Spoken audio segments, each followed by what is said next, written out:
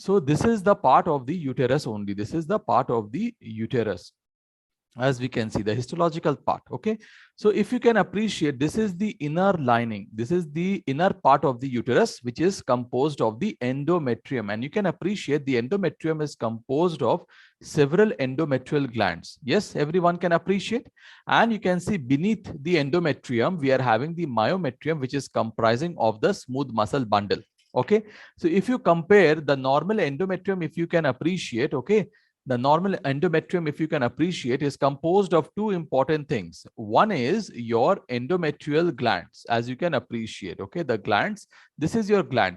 And in between the glands, you have the endometrial stroma. You have the endometrial stroma. Yes, everyone can appreciate. So these are the two important components of the endometrium, the endometrial glands as well as the endometrial stroma. Normally, the endometrium is lined by a simple columnar epithelium. Okay, so these are the parts of the uterus under the low power view. The same thing if I am going to show, now I am focusing on the endometrium. As I have already told you, the endometrium is composed of two important parts. Okay, one is your endometrial glands, as you can appreciate, and the second part is your endometrial stroma, okay, which is bluish in color. Okay, now the endometrial lining, if you can appreciate, yes, what is the lining? It is the simple columnar epithelium, simple columnar epithelium, that is the normal lining of the endometrium. Okay, and beneath the endometrium we have the myometrium composed of smooth muscles. Okay, so this is the gross image of endometriosis, which has involved the peritoneal or the serosal covering. If you can appreciate over here, the brownish nodules. Yes, everyone can appreciate the brownish nodule. Yes, this is not a chocolate cyst. This is your small brownish nodules present in the peritoneal tissue. Okay, this is the one which is involving the peritoneum. Now, this is the second image where endometriosis has involved the ovary. And over here, can you see a cystic lesion which is present, and that is containing it is containing altered blood. Okay, altered blood, chocolate colored hemorrhage, chocolate colored hemorrhage. This is the characteristic chocolate cyst that is basically descriptive of ovarian endometriosis. Okay, what is the simple thing that we see in case of endometriosis? The two things. What is this? What is this part? What are these part? This is your gland. And what is this part? The characteristic basophilic bluish color stroma, that is your stroma. So both the components are present over here. Gland is present, stroma is also present over here. Okay, so this is the classical case of endometriosis. Okay, this is basically involving the peritoneum, or this is the this is your omentum, omental endometriotic nodule. Okay, clear to everyone? Okay, this is the second important, this is the high power image. Okay, this is another peritoneal nodule. In the peritoneum, what is this part? This is your endometrial gland. Yes, you will appreciate. And what is this part? This is your endometrial stroma that is present. Okay, today we are going to start with the female genital tract, and today we are going to cover two important competencies of the National Medical Council. One is your endometriosis and another is your hyperplasia. So both of them are very important exam questions and also a very important topic of discussion from competitive examination point of view. So let us begin today's topic of discussion. So over here, what can you see? What is it? This is the normal uterus along with the fallopian tubes and the ovary. Okay, so the normal uterus is composed of the fundus and the body. Okay, we can see the fundus, body, and there is the cervix over here. Okay, and below the cervix we have the vagina. Now the normal uterus is having two important parts. Okay, the inner part, that is your endometrium, and the outer part, that is called as the myometrium. So today we are going to understand about some disorders which is affecting the endometrium. We are going to read about endometriosis as well as endometrial hyperplasia. Okay, so let me show you this important diagram. Okay, so this is the part of the uterus only. This is the part of the uterus. as we can see the histological part. Okay, so if you can appreciate, this is the inner lining, this is the inner part of the uterus, which is composed of the endometrium, and you can appreciate the endometrium is composed of several endometrial glands. Yes, everyone can appreciate.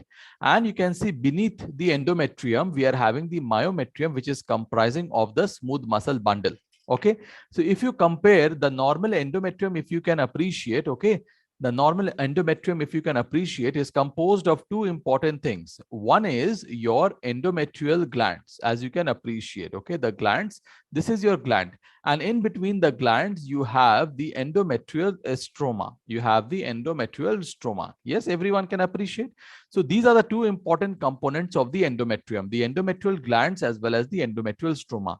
Normally, the endometrium is lined by a simple columnar epithelium. Okay, so these are the parts of the uterus under the low power view. The same thing if I am going to show, now I am focusing on the endometrium. As I have already told you, the endometrium is composed of two important parts. Okay, one is your endometrial glands, as you can appreciate, and the second part is your endometrial stroma, okay, which is bluish in color. Okay, now the endometrial lining, if you can appreciate, yes, what is the lining? It is the simple columnar epithelium, simple columnar epithelium, that is the normal lining of the endometrium. Okay, and beneath the endometrium we have the myometrium composed of smooth muscles. Okay, is this very clear? How the normal, this is the endometrial gland, and in between is your endometrial stroma. Okay, now we have to understand the normal menstrual cycle and what is the how the histology of the endometrium varies across the menstrual cycle. Okay, we will just see this. Okay, so the menstrual cycle has different phases, like there is a proliferative phase, early secretory phase, late secretory phase, and then you have the menstrual phase. Okay, so the proliferative phase is marked by rapid growth of the gland as well as the stroma. And the gland, if you see, they are straight. That means they grow in a straight fashion. And if you take a cut section, they are tubular. Okay, so they are tubular and the cut section, as we can appreciate over here. Okay, so normally you have a straight tubular glands, and if you see, the lining of these cells is not along a single. There is a stratification which is there, and this is a pseudo stratification. So there is lined by columnar cells which are on top of each other, and therefore they called as pseudo stratified. Why pseudo stratified? Because all of them, they are arising from the endothelium only, but they seem like they are coming on top of each other like this. Okay, so they are pseudo stratified columnar cells. Also, what you can appreciate, that in between you have the endometrial stroma, which is comprising of a spindle cells with scant cytoplasm that is also actively proliferating. So this is the first stage of the menstrual cycle, that is the proliferative phase of the endometrial cycle, composed of straight tubular glands lined by pseudostratified columnar cells and a stroma which is actively proliferating, comprised of spindle cells.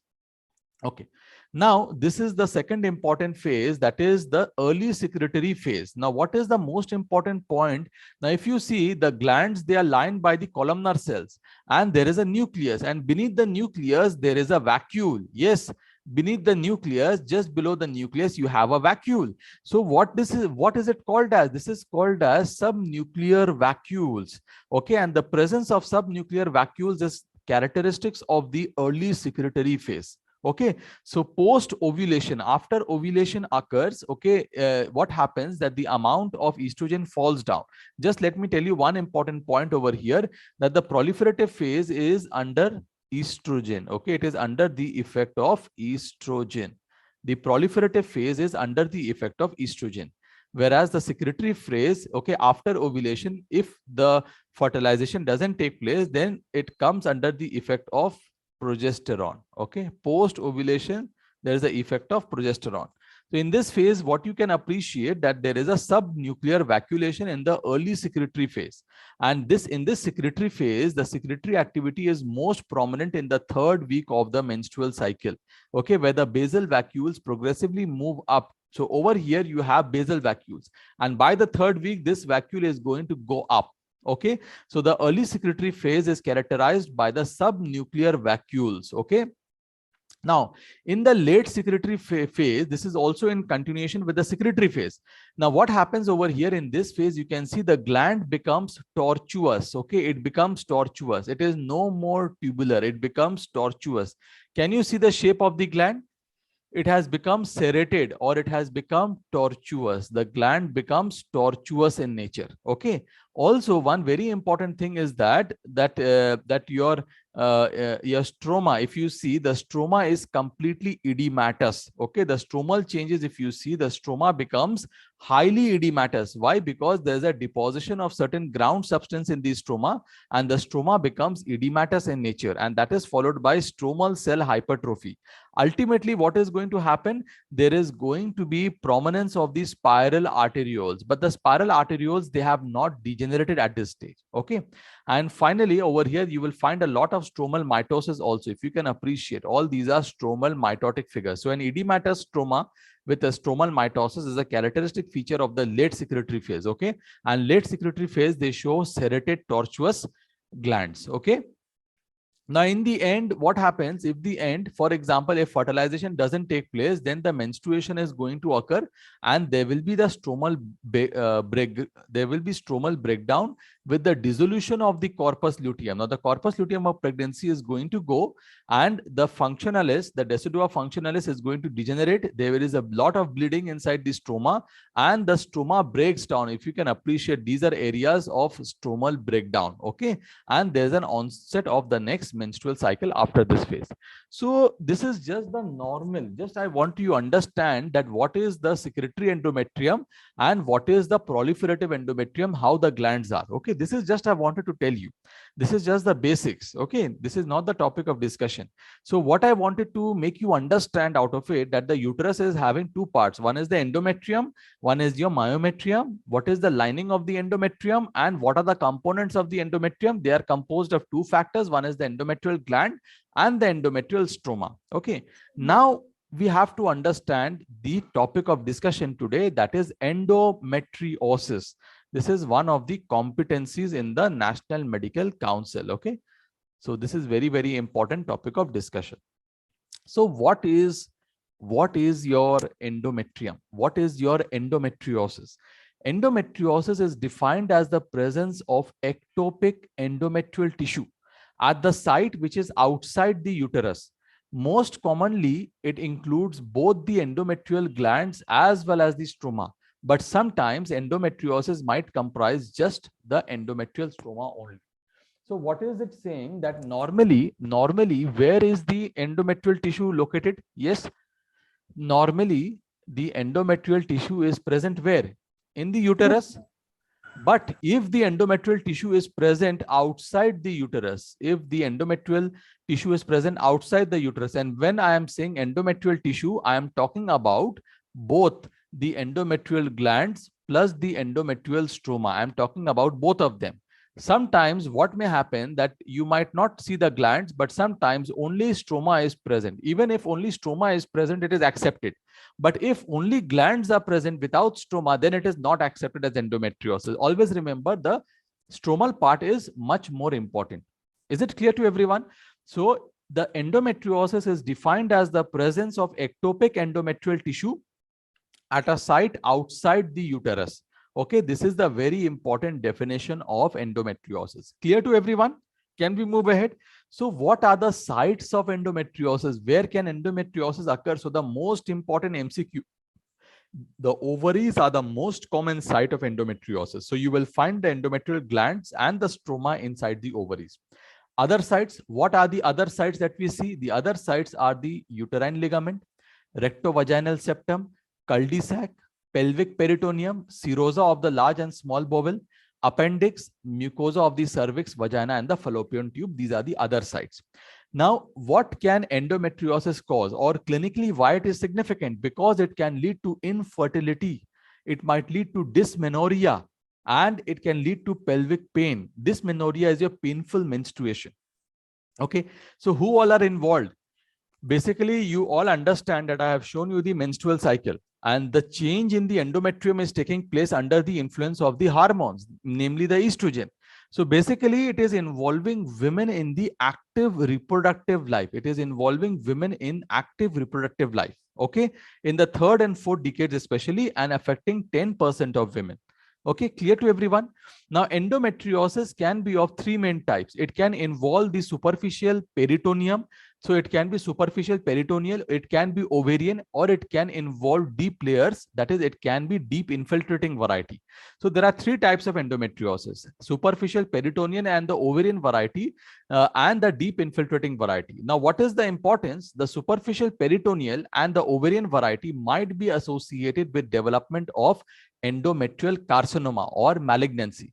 So this is the importance. If you see an ovarian endometriosis, if you see a peritoneal endometriosis, then you might think that if there is a slight chance or risk of development of endometrial carcinoma in the later life. Okay, but the deep infiltrating variety is rarely associated. It is not commonly associated with any malignancy. Okay, so this is the basic introduction, okay, of endometriosis along with the definition.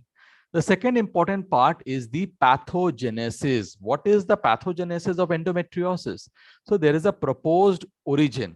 So either it is originating from the uterine endometrium, or it is originating from the cells outside the uterus. So the source of endometrium is either the uterine endometrium, or it is by some cells outside the uterus. So there are four important theories in place over here. One is your regurgitation theory, benign metastasis theory, metaplastic theory, extrauterine stem cell or progenitor cell theory. So this is a very common question asked in your boards, in your USMLE exam, NMC exam, AIMS exam. It is asked worldwide.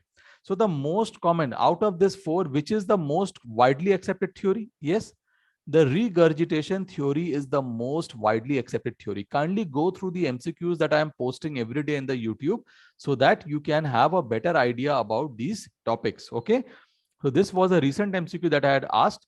So the regurgitation theory, what does it say? It says that the normal endometrial tissue implants which are present at the ectopic site. So endometrial tissue implants at the ectopic site, they are coming via retrograde flow of menstrual endometrium. So I will just explain you what is happening over here. If there is a diagram over here, this is a diagram. What they are saying that whatever endometrial tissue which is present over here, okay, this endometrial tissue. So whatever endometrial tissue is present over here, it is going via retrograde. Retrograde means backflow. Via the backflow through the fallopian tubes, they are entering the ovaries, or they are going inside the peritoneum.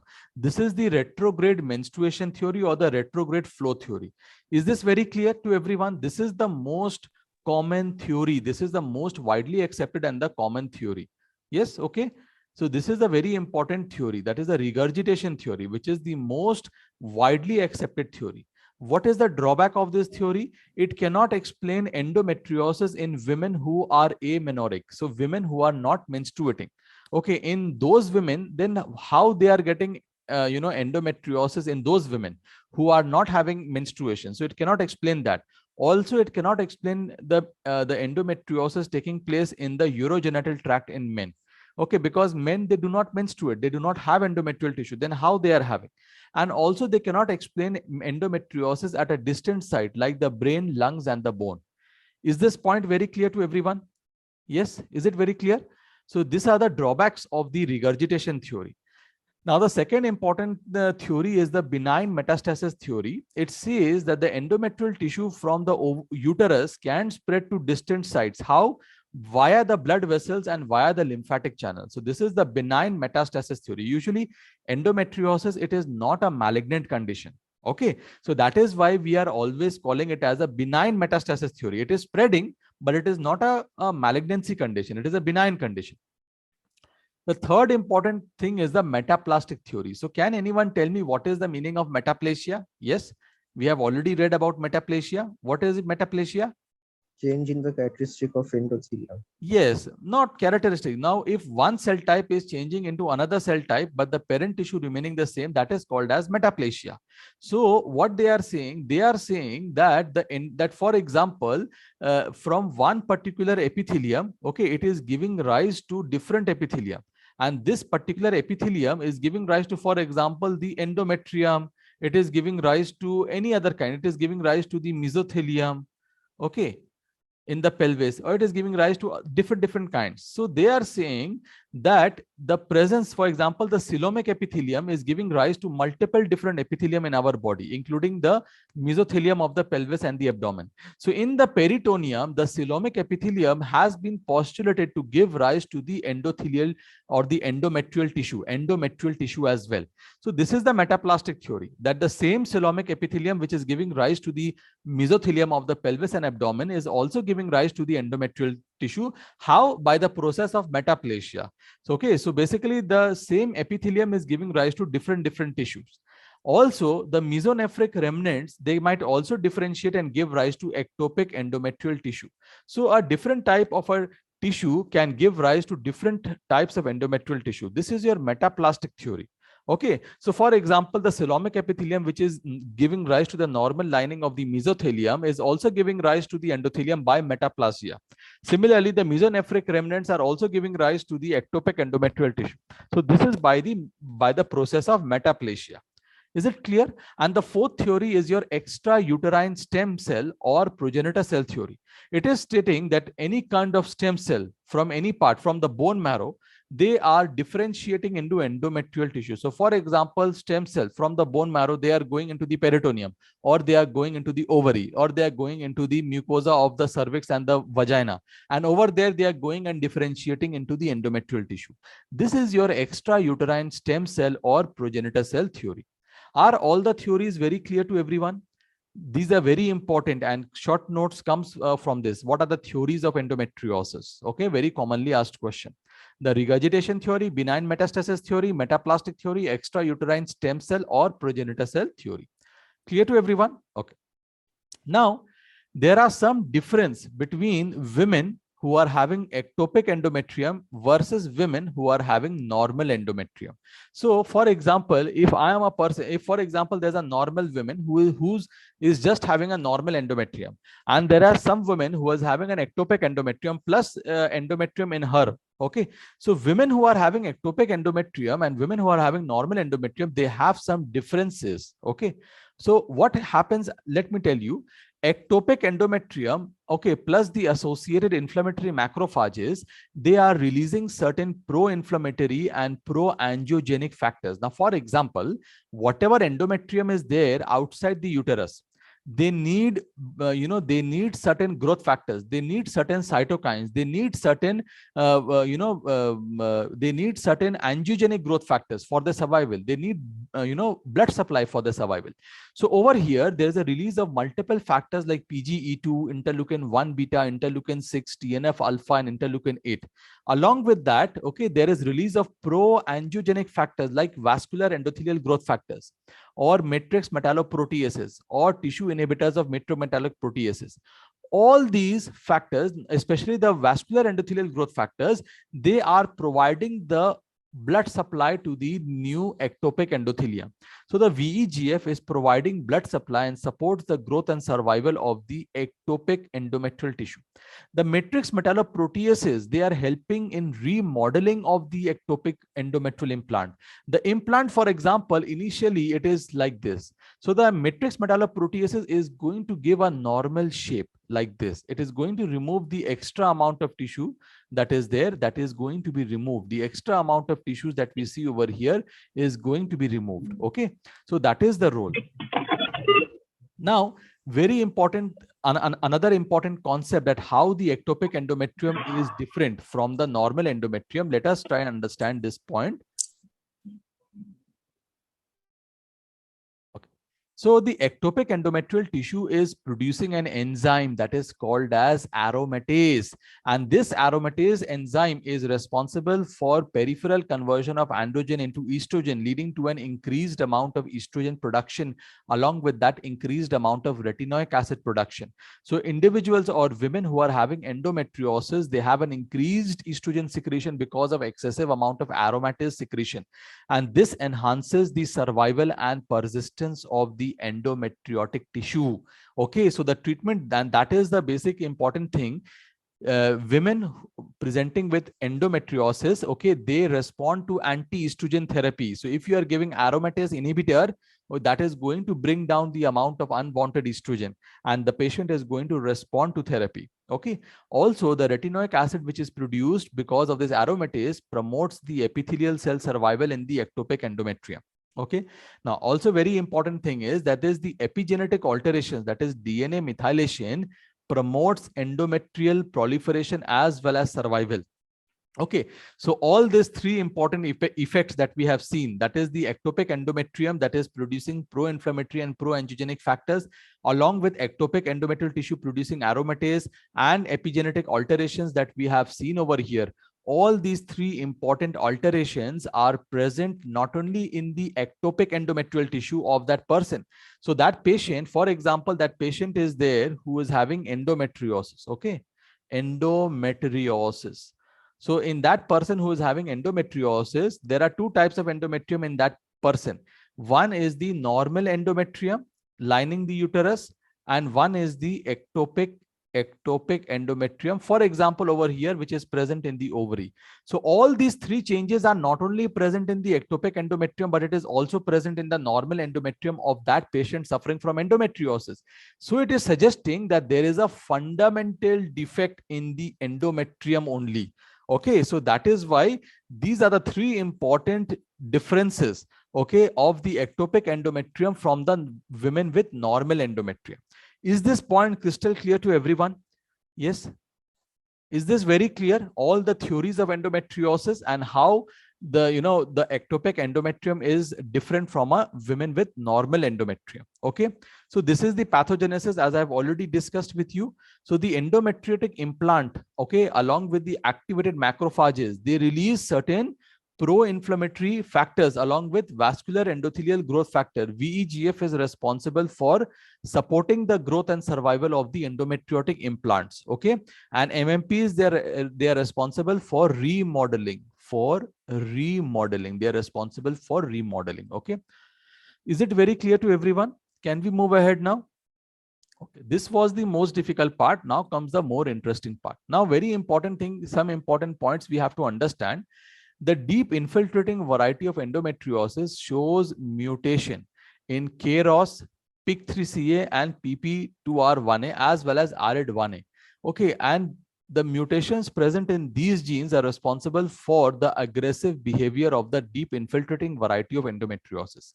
Patients with endometriosis, they also have a threefold increased risk of not only your, they have a very high risk of development of ovarian carcinoma. Now the MCQ over here is which type of ovarian carcinoma? Endometrioid variety as well as the clear cell variety. Now, why am I saying that patients with endometriosis have a high risk of development of ovarian carcinoma?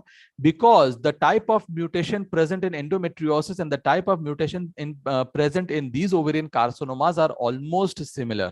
Okay, suggesting that these driver mutations are responsible for the development of both malignant as well as the pre-malignant lesions. Okay, that means patients with endometriosis, they are precursor to the development of ovarian carcinoma. Okay, so patients with endometriosis have a threefold increased risk of development of ovarian carcinoma.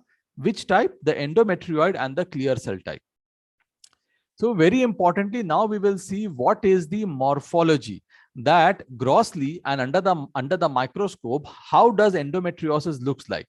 The endometriotic lesions, they bleed periodically. Now, can anyone tell me with your normal common sense, why do you think the endometriotic lesions or the ectopic endometrium is bleeding? Yes, what is the reason that they bleed?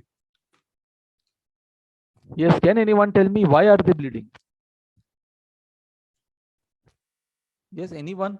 Because hormonal stimulation is going on, that is in very good, fantastic. See, normally the endometrium is doing what? It is having a cycle. According to the hormone, there is estrogen, there will be proliferation, ovulation, then after that progesterone is there, then the secretory phase. If there is no fertilization, then what is going to happen? Then there will be breakdown of the endometrial tissue, there will be bleeding. The similar thing is also happening in the ectopic endometrial tissue. That is why they are bleeding periodically in response to both extrinsic ovarian as well as intrinsic hormonal stimulation.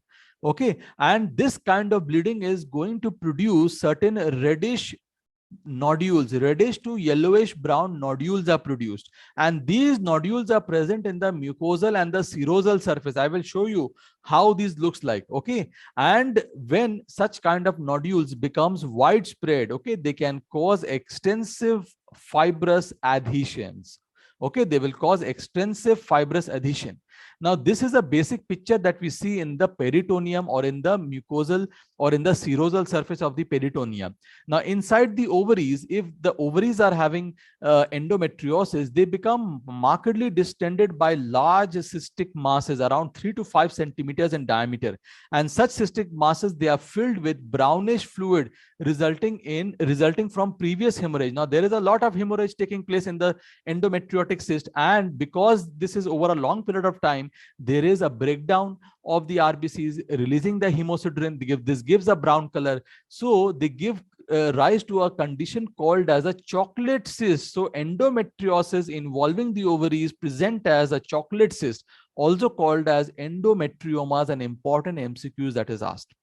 Okay, the deep infiltrating variety of endometriosis, if you see, they can invade the tissue and can cause fibrosis and adhesion. So this is the gross picture, which I am going to show with the help of a diagram. So this is the gross image of endometriosis, which has involved the peritoneal or the serosal covering. If you can appreciate over here, the brownish nodules. Yes, everyone can appreciate the brownish nodule. Yes, this is not a chocolate cyst. This is your small brownish nodules present in the peritoneal tissue.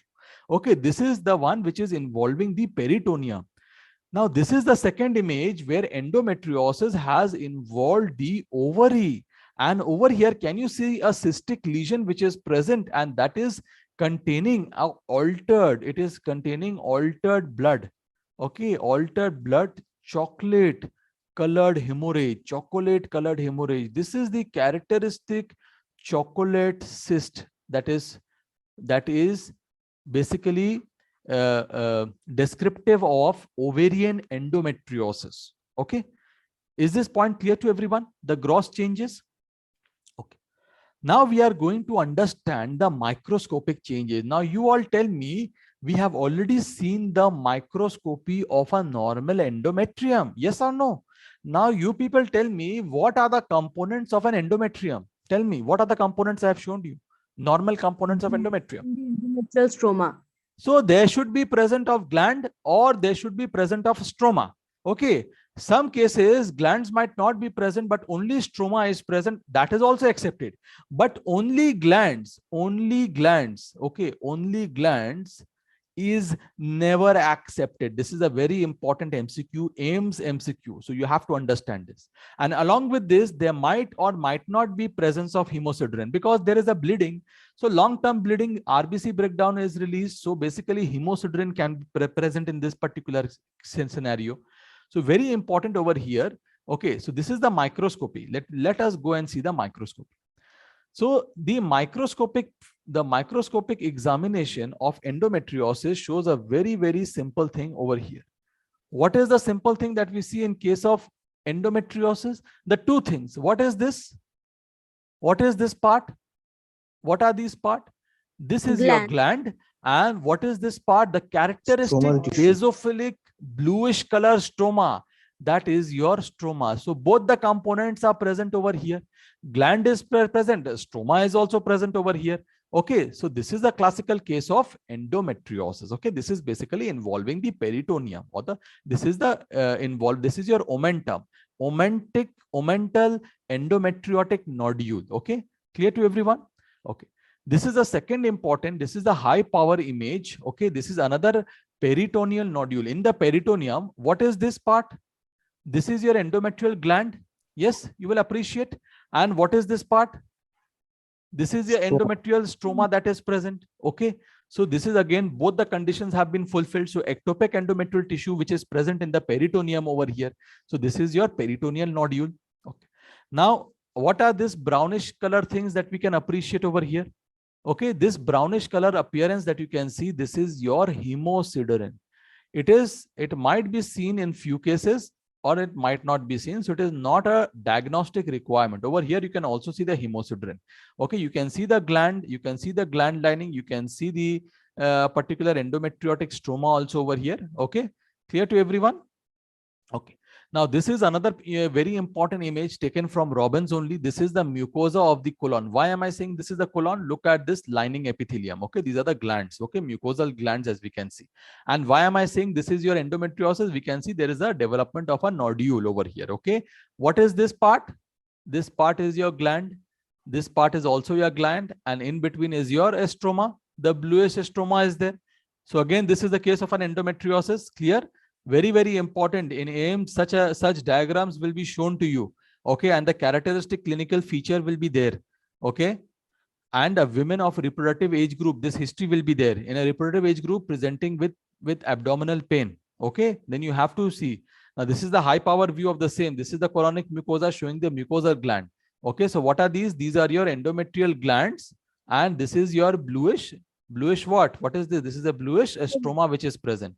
So is it very clear now how you will identify the endometriosis? Yes. What are the requirements for the diagnosis of endometriosis? Very clear? Okay. So now we are just going to understand there is something also called as atypical endometriosis. So atypical endometriosis, they serve as a likely precursor to endometriosis related ovarian carcinoma. So what are the two important features over here? So there are two important types of atypical endometriosis. One type of endometriosis are showing cytological atypia of the epithelium lining the endometriotic cyst, but there is no architectural changes. So architecturally, there is no such increase in the number of glands, but those glands, they are comprising of cells showing cytological atypia. But in the other feature, there is architectural changes. There is a glandular crowding. There is an increased number of glands with respect to the stroma. Excessive epithelial proliferation along with cytological atypia. And it is very similar to complex atypical endometrial hyperplasia, which we are going to read in the next, further on in today's lecture. Okay, so two types. So atypical endometriosis can be of two types, one without architectural abnormality, one with architectural abnormality. Okay, clear to everyone? Now we are going to understand about the clinical features. Okay, clinical features of endometriosis. So you will see that a woman is going to come in her reproductive age group. Okay, and she is going to come with features of severe dysmenorrhea, severe dyspareunia, that is painful sexual intercourse.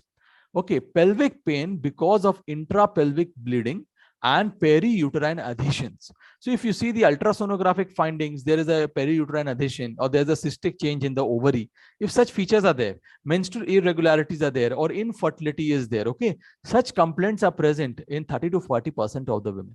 If such history is given, okay, and in the USG, they have given such history like this, some nodules are there, or laparoscopic findings are giving, then please, or if some image is given, some gross findings are given, some microscopic image is given, then please identify the case as endometriosis. Okay, is it very clear to everyone? Okay, so very similar to endometriosis, we have something called as adenomyosis. What is adenomyosis?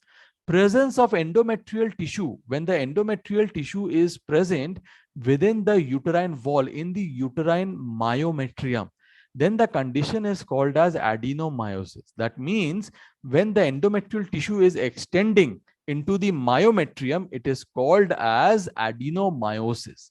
Okay, so this endometrial tissue is in continuity with the endometrium. Presumably, it signifies the downgrowth of the endometrial tissue into and between the smooth muscle cells of the myometrium, present in 20% of the uterus.